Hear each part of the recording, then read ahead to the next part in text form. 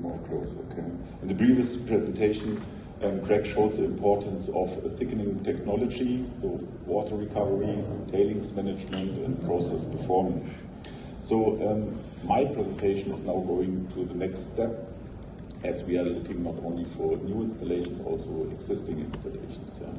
So in many plants, thickeners are 10, 20, or even 40 years in operation, and some are from FLS, some are from other suppliers in this point. Yeah. So, and the questions are almost the same: how we can improve performance, reliability, and reducing operating costs without using or installing, buying a new thickener.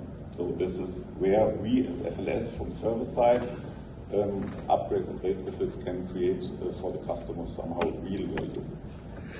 So the agenda is in this point, I try to keep it quite simple. So we will hook on from the innovation presentation showed by Craig. Then we will look into where existing thickeners lose value during the operation days.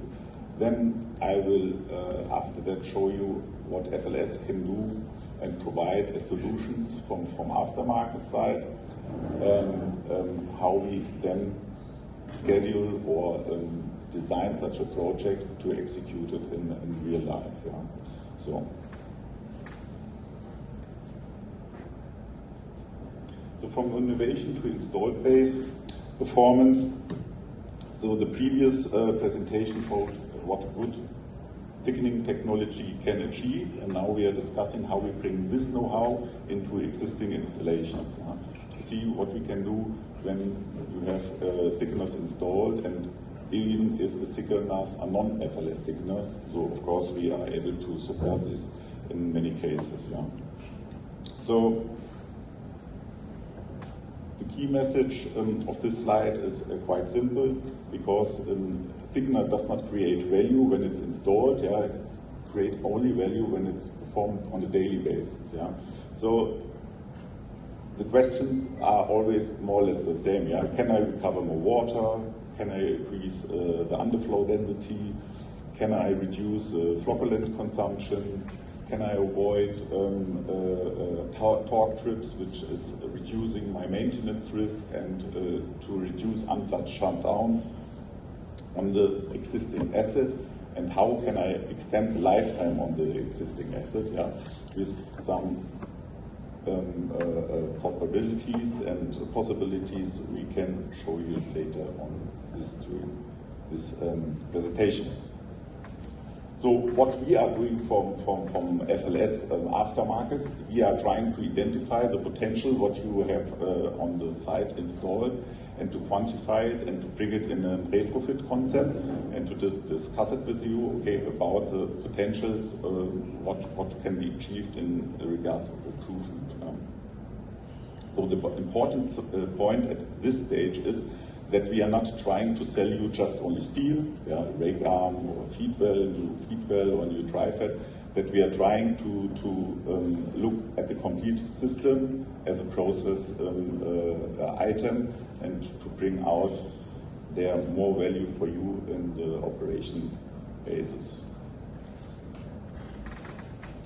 So where existing thickeners typically lose value on a daily operation, yeah, these are often that these symptoms are already accepted by the operators. Yeah, that the operators are facing issues on a daily basis, and they are saying, okay, it's like it is. Yeah, but then at the end, there is where money is going out of the system, where the customers, the operators are losing money, and this is where we are trying to start and to work together with the customers to find their proper solutions and better ways to operate these thickeners in that way. So here you see, I guess, when you're operating thickeners, these pictures are not new for you. I would have doubt that no one is saying, okay, I never seen this before. But what is then the problems what the operators are describing in an operational language? Yeah? So my underflow is dirty, yeah? My feed well is turbulent, I have high flocculation consumption, I have torque trips, all these aspects. Yeah, I guess these are familiar to guys who are operating thickeners, and this is nothing new. And this is at the end the starting point, yeah, where we then need to discuss with the customer, with the operators, also with the maintenance guy, yeah, to transfer it into an understandable root cause and to be able to provide a proper way for upgrades and retrofits to make the operation more stable and better for the future.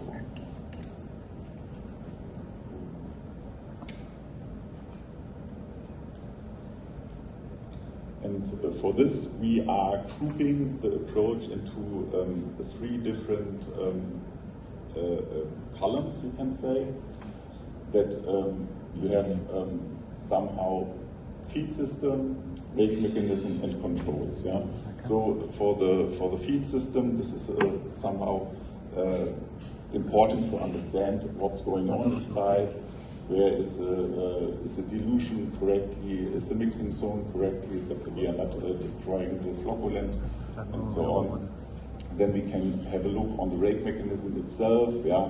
If the mud is not moved correctly, what was shown more in detail in the previous presentation, yeah, with this red holing, where could be a solution for these spiral arms and so on. And then, of course, controls and visibility, because, of course, a lot of instruments are installed, yeah, a lot of sensors are installed, but then it's a question, there were some modifications made in the past, and then they are not working together. Yeah? We are collecting data, but then this is not how somehow we bring together in a proper way to understand the operation correctly.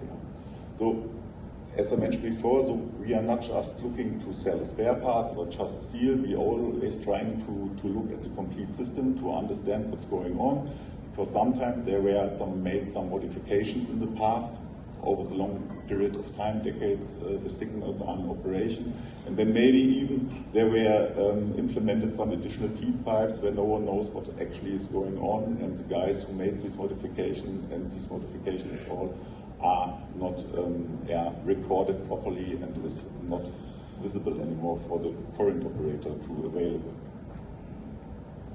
So what we can do from FLS Aftermarket to help you when you have such issues, that you have issues with the feed system, that you have issues with the discharge system, or even if you have or would like to have some more controlled approach with digital solutions and other aspects.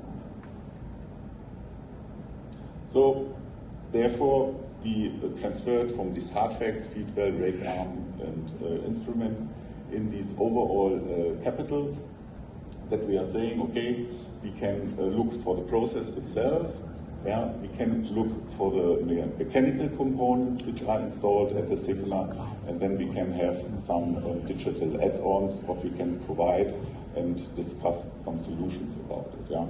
And for the process, as I mentioned before, yeah, so it could be affected with the feed itself, yeah, the feed dilution, the flocculant consumption, that we have a better flocculation inside the Sigma, and even this we also able to provide test works. This can be done in our lab, or we can send also some process engineers on site to do directly the testing with the real field in real time to see, okay, what is the behavior. Often this will happen together with your colleagues in the lab, yeah, so that there is a close exchange, and that also the results are created together, and then this is not an isolated task what we are then doing, and that we are hiding the information, so it's always somehow an open discussion ongoing. From the mechanical side, of course, there's also a lot of capabilities available. As it was shown in the previous presentation, we can do a lot of nowadays on the rake, because there are now more modern aspects available, but even quite easy one, we can also make some drive upgrades, we can implement lifting devices if the process changed so much that a lifting device is necessary. It's not always possible, but in some cases it's possible to install a lifting device afterwards. And even so, bridge design could also have affected to be redesigned in terms when we are looking for better maintenance access. Yeah? So we had a client who was looking for a new bridge, just a new bridge for the Signa, because the old bridge was so constructed that the maintenance of the drive head was so difficult that he had to remove everything, and the downtime was so long. And with the new bridge, though they have the possibility to maintain the drive head with a lower shutdown, and it's more than productive in the operational way for them. From the digital side, of course, when you are operating old drive heads and they have not a proper torque device, so we can add modern torque control devices which are then generating the electrical signal, which you can implement directly in the operating system. And also, if you have issues with the mud level, so there are possibilities to measure the mud level at the end, that you are controlling the feed and the discharge of the Signa also more automatically. Because when you have the data, or when you have not the correct data and then guessing, so this is for the operators, of course, not so good. What could happen? As you know, when the operating is not aware what's going on, then the reaction time for the operators is so late, and when it's come to a shutdown because the Signa is blocked, then it may cause also a complete plant shutdown, that you have shut down the complete plant. So, as you see, when you see the thickener, then the most important point is that we are not looking only for the mechanical part, that we are not only looking for the process part or for the digital part, yeah? Because all the issues what you have with the thickener in operation on a daily basis, they are most of the time connected to each other, yeah? So when you have a turbulent overflow, then of course it could be only the feed well, but there might be also some other aspects which are connected, and then our approach is always to consider all these aspects, the process aspect in the beginning, then checking for the mechanical installation, what is really installed. As I mentioned, there were some feed systems where a lot of pipes coming to the feed, and no one knows what is actually going on inside the Signa, and then they're wondering why the feed is turbulent or the dilution is not working properly at the end. Yeah. And then finally, with the digital add-ons where we can provide a complete thickener expert system, it's a combination of several instruments which would make it possible for you to run the thickener in this way somehow most of the time in automatic mode.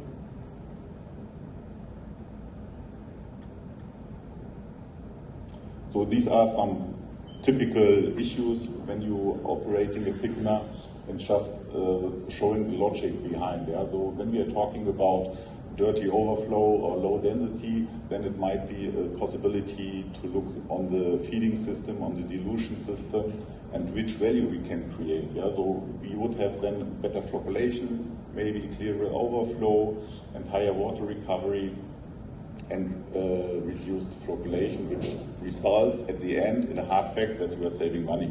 Yeah, so that's the issue. This is what we are looking for. So high torque breath holding. So this is what was shown in detail in the previous presentation. We see low profile track ray. This is spiral back blades, but also most of the time there is still a possibility to review the installed drive head, yeah, because the drive head was selected due to the duty factor, and then when we analyze the proters and find out, okay, there is still a little bit room to improve, then we can adjust the trip settings, yeah, when will be raised the alarm, when will be the shutdown, etc. Though this is also in terms of this review possible. And then you would have lower peak events, you have less risk of maintenance issues and less risk of unplanned shutdowns, which is, when we are talking to a thickener, always quite complicated because you have to deal with a lot of volume of water, where you have to pump it, yeah, that you can see what's going on inside. Unstable operation, as I mentioned in the previous slide, is a proper setup and interaction of the different instruments, what you can use for the thickener. This is make it much easier to detect some issues earlier, that you have the chance and the time to make a process adjustment before the thickener or afterwards, that you increase the discharge or whatever. So this is somehow more or less than a soft skill where you're lowering your operational risk. Yeah. At the end, it's also resulting into not losing money due to unexpected events. So how we are providing this in this case, what we can do, and how FLS is trying to establish this into a proper solution. So, first of all, we need to sit together and to make a baseline assessment. Yeah? So always is the case that the customer needs also to do some homework, because we need to understand when we are looking on a thickener where are some issues ongoing, what is actually the case, what is the feed data, what is the operating data, and so on. And then we need also the mechanical design information. When it's an FLS thickener, then it's quite easy, because then we have only to use the serial number, then we go into the archive to check for the drawings.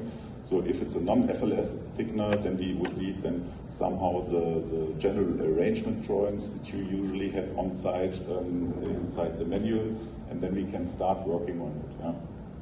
So after that data collection, so we will then check or make an analysis what could be the root cause for the symptoms you are facing on the daily operation basis.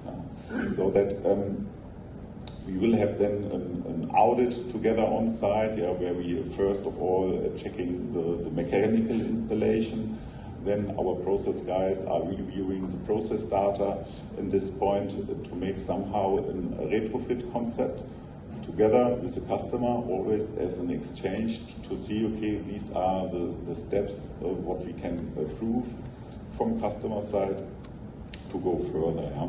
And finally, these are the pre-works, yeah? And finally then we are preparing somehow a budgetary proposal that you can create also a business case internally to get an improvement from your management, to have the budget for it, and then the next thing or the final thing after PO is then the engineering and the execution of the developed project. And most important is that we need to understand what the customer is really looking for. Yeah? So the target is a target just only to look for more water recovery. Is it that the maintenance should be easier, to have a shorter downtime during an overhaul? Yeah? Is it that you would like to have some more digital automatic control inside? So this clear definition is a key fact, because only with that then we can provide also the correct solution and providing the outcome what you are looking for.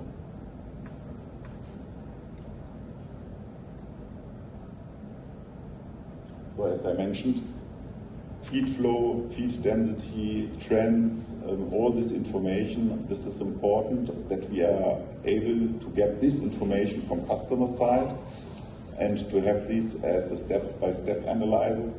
Otherwise, it is only guessing, yeah, what can be done, but I would say guessing is not a good business model in this case, so therefore we need also this cooperation from the customer. And typically we are sending out a questionnaire. This is quite easy structured, where all the operational data needs to be filled in. Then we can review it, and then we can discuss the next step, what could be achieved together, and to define the final project for it. So we have the process data, we have the equipment data, and that's the mandatory. This is the minimum what we would need, because otherwise it's not a really serious project in this case. So also a quite important thing, because we are not able to do it only for FLS, yeah, we can also do it for each thickener, yeah, because the physics in a thickener is always the same. Yeah, so the torque, the settlement behavior, all the aspects, these are following engineering principles, and we are trying to transfer these engineering principles into a solution where it comes to better operation finally for the thickener itself. So let me in this point. Yeah, so local workshops, they have quite good steel fabrication skills, and they are fast in reaction time and so on. Yeah? But the point is, as I tried to show you before, it's not only that for a thickener that it is a selling of a steel plant, a feed well or whatever. Yeah? You have always to understand why you are changing something and what could be the impact and what could be the benefit out of it. Yeah? Because it's not enough to sell a feed well, because the design of the feed well has a direct influence of the dilution, of the mixing, of the flocculant reaction inside, and so on. And therefore, we from FLS, we're trying always to see it as a whole package, starting with the process and then looking how we can adjust mechanical-wise to keep the process stable and reliable.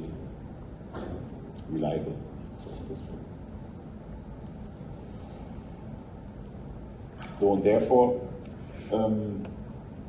process knowledge, mechanical design is important, but also what we can do from FLS. So we have a bright field experience from different installations. Yeah? So we have different industrial applications, process applications, and therefore the knowledge inside the company is quite high.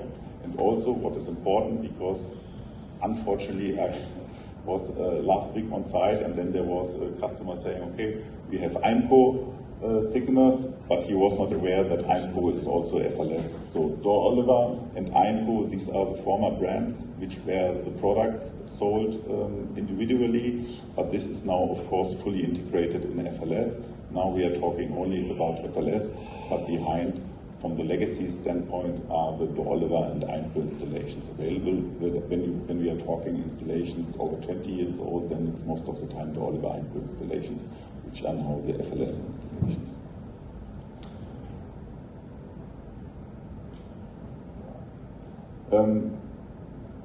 As I mentioned, so we are not looking only just to sell the steel. Yeah, we are trying then to provide the more value, the overall value, which could be then lead in the water recovery, a higher density, or the OPEX. So in the previous presentation, as you remember the case in Kazakhstan, the outcome was not directly linked to the thickener itself. Yeah, the outcome was that the customer was able to reduce a lot of investment for the dam handling, yeah, which is quite intense and expensive. And this was then the practical outcome where was an achievement. It's not always that it is just linked to the thickener or to the underflow or overflow, depending what you are looking for, but it could also be then the next stages, of course, the impact quite dramatic.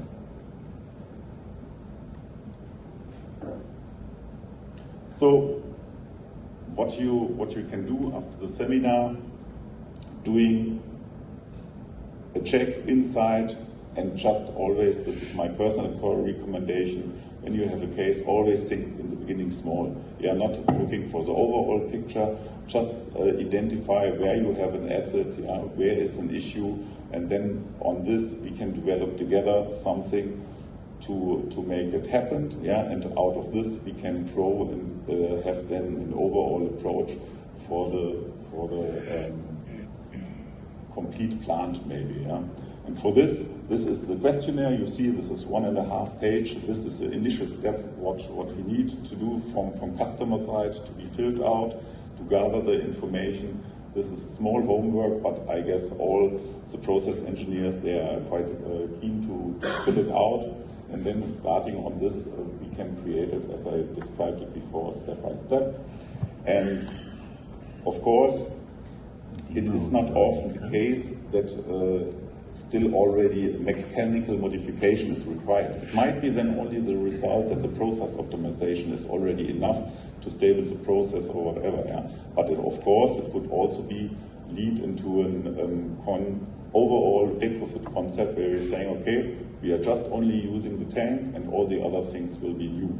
So it's depending really on the target, what the customer describes, what they are willing to achieve, and then we can provide somehow the proposals. And then of course, it could be individually ordered just in process automation or whatever is required from customer side. Of course, it's also depending on the budget, yeah, and the questions of the management in this regards are always the same. Yeah? So they are asking what value we can achieve, what risk we are solving, and what is then the outcome in total for us when we are investing in such a project.